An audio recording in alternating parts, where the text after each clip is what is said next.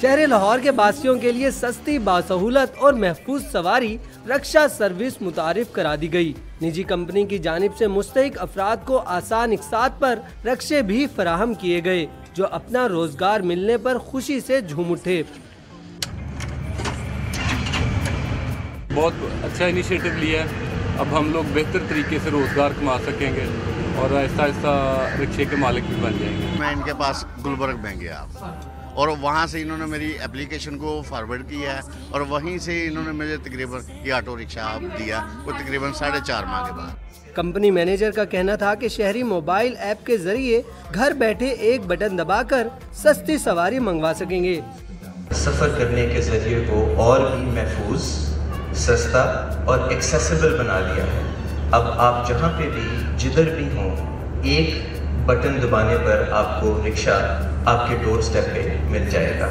शहरियों ने सस्ती सर्विस को सराहते हुए कहा है कि अब उन्हें अपनी मंजिल पर पहुंचने के लिए एक नया और आसान तरीका मिल गया है। कैमरामैन फारूक अहमद के साथ उमैर राना, डॉन न्यूज़, लाहौर।